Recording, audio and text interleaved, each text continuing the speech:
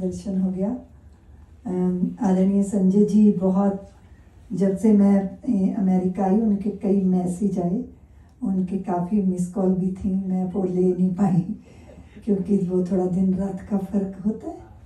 तो आपके बारे में वो बहुत प्रेम रखते हैं हृदय में, तो उन्होंने कहा दीदी माँ उनके घर जरूर जाना है। साध्वी सत्यप्रिया से बात हुई थी उनकी। हम सब एक ही सूत्र से बंधे हैं, एक ही धारा हमारे चित्त को बांधे हुए है, और हमारी वो भूमि का जो भाव रहता है ना, अपनी पुण्य भूमि, मातृभूमि, पितृभूमि।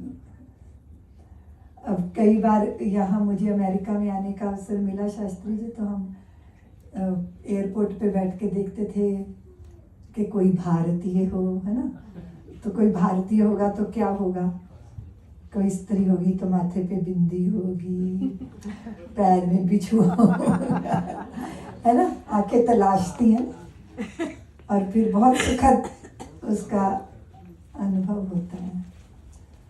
आप सब भाग्यशाली हो, भारत से बाहर है पर भारत में ही है। और सच बताएं तो कभी कभी भारत में जो है उनकी श्रद्धा भक्ति थोड़ी शिथिल दिखती है, और आप सबकी श्रद्धा भक्ति बड़ी प्रबल दिखती है, क्योंकि जल से बाहर जल मछली को जल की कीमत पता होती है। ऐसा मुझे बहुत अनुभव होता है।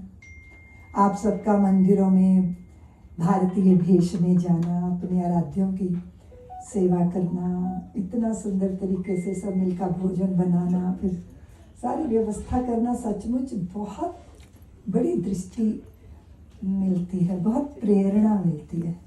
कई बार लोग कहते हैं मैं प्रेरणा दूँ, मुझे लगता नहीं, हम भी प्रेरणा पाते हैं ना, बहुत प्रेरणा पाते हैं। तो वो मुझे एक बात स्मरण आ रही है, वात्सल्य की बात साध्वी सत्यप्रिया कह रही है। तो किसी ने पूछा कि मथुरा से गोकुल की दूरी कितनी है, मथुरा से गोकुल की दूरी कितनी है, तो देवकी की कोख से यशोदा की गोद जितनी है। जीवन और मृत्यु में फासला कितना है, माँ की गोद से शमशान भूमि जितना है। माँ को किसने रचा, वो तो रची नहीं जाती,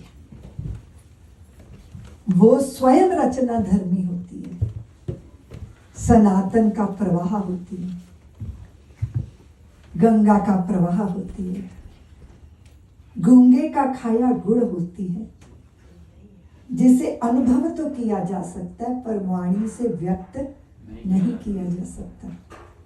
जीवन का माधुर्य, ममता का मर्म।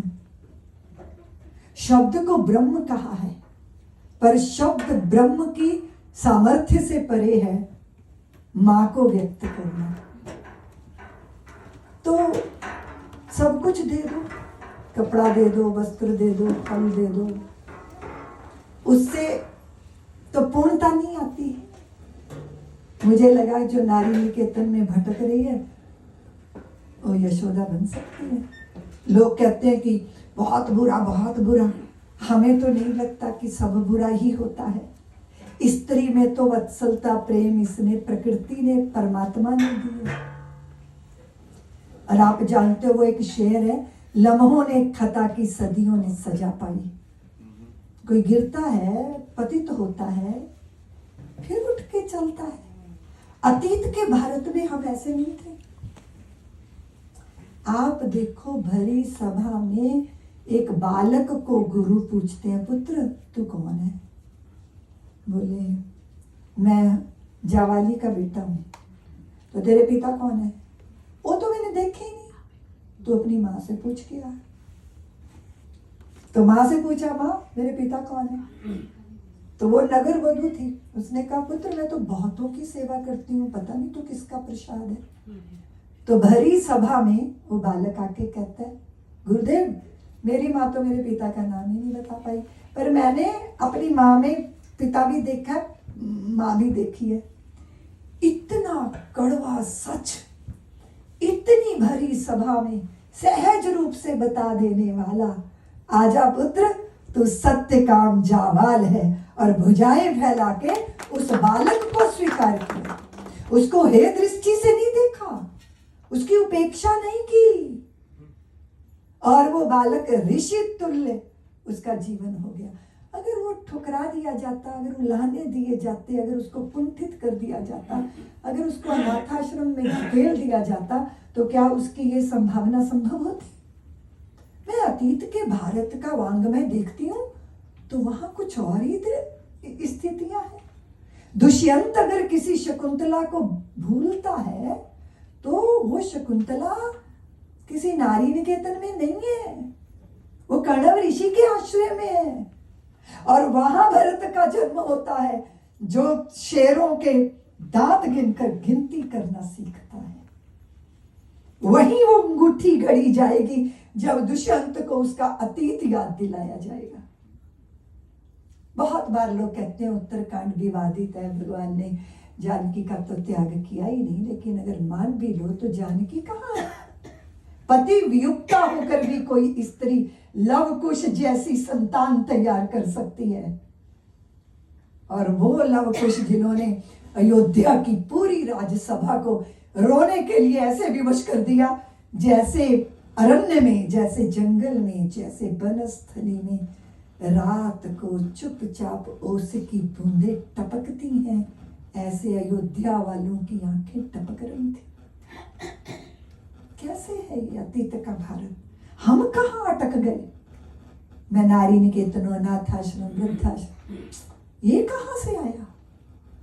वो एक जना बोला किसी को कि सुनो मेरी बकरी बीमार हो गई, तेरी बीमार हुई थी, तूने क्या किया था? उसने कहा मैंने तो मिट्टी का तेल पिलाया था। तो इसने अपनी बकरी को भी मिट्टी का तेल पिला दिया, बकरी मर गई। कहते यार मेरी तो मर गई। उसने कहा मेरी भी मर गई थी। अगर समस्या मेरी है तो मेरा समाधान मेरा होगा, वो पश्चिम का नहीं हो सकता। मेरे भारत की समस्या, मेरे भारत से ही समाधान प्राप्त होना है, और मेरे वांग्मय से, मेरे अतीत में से समाधान प्राप्त होना है। तो मैंने कुछ नहीं किया, मैंने अतीत के भारत से वर्तमान की डोर बांधी। कोई परमानेंट बुरा नहीं होता, हर बुरे में अच्छाई छिपी है, हर अच्छे में भी कभी भूल हो जाती है। लोगों ने कहा कचरे में फेंके हैं, कचरे में फेंके हैं, कचरा है। तो मैंने कहा नहीं, कचरे में कभी कभी कंचन भी होता है, देखने की दृष्टि से। ये एक वैचारिक द्वंद्व थे, वैचारिक लड़ाई थी। मैंने कांची के शंकराचार्य जी से पूछा था, तो उन्होंने कहा कि देवी तू ये कर सकती है। मैंने कहा मैं नारी निकेतन, अनाथाश्रम और वृद्धाश्रम को अपने समाज का पथरायापन मानती हूँ। अगर पत्थर की प्रतिमा में परमात्मा देखा जा सकता है तो मनुष्यों को उनके साथ ऐसा व्यवहार नहीं किया जा सकता, और हमारा धर्म इजाजत नहीं देता, हमारा सनातन ये कहता नहीं। इसलिए मैंने कहा कि मथुरा से गोकुल की दूरी कितनी, देवकी की कोख से यशोदा की गोद जितनी, जीवन और मृत्यु में फासला कितना, माँ की गोद से शमशान भूमि जितना।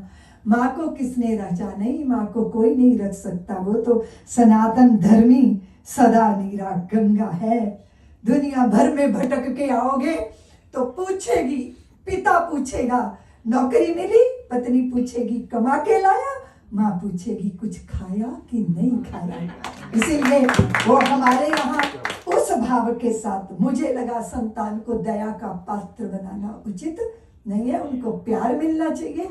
तो वो दीप्त हो, पूजित हो, वो यज्ञ हो, वो कर्म धारण करें, सदकर्मों के जो है वो देता बने और जीवन को धन्य बनाए। इसीलिए मेरी माँ सबकी माँ, सबकी माँ मेरी माँ, यहाँ कौन पराया है, यहाँ कौन अपना है। जब माँ बनती है ना कोई स्त्री तो कभी कभी उन्हें पन्नाधाय बनना पड़ता है, अपनी कोख के जायों को, उदय सिंह जैसे वीरों को बचाने के लिए न्यौछावर करना पड़ता है। वो भी तो माँ है, वो भी तो माँ है। लेकिन जिस माँ ने जन्म दिया उदय सिंह को, उसे कोई जानता है? लेकिन जिसने रक्षा की उसे कोई भुला सकता है? आधी रात को भी जगा के आपसे पूछूं कन्हैया की माँ कौन थी, आप कहेंगे यशोदा। देवकी का आप नाम ही नहीं लेते। इसलिए जननी जन्मती है पर माँ सहेजती है। इस मूल मंत्र के साथ वात्सल्य की सृष्टि चल रही है। सूर्यकांत जी, आप सबके बीच में बैठी हूँ, ये मेरा सद्भाग्य है। और हमें संजय भैया ने कहा कि सूर्यकांत जी, अजय याज्ञवल्क्य जी और संजय जी, आप सब मित्र हैं और मित्रों के प्रवाह में मित्रता ही होती है, निष्काम। आप सब बहुत भाग्यशाली है। मैं आपके बीच में आई, बहुत अच्छा लग रहा है। वाणी को विराम देती हूँ।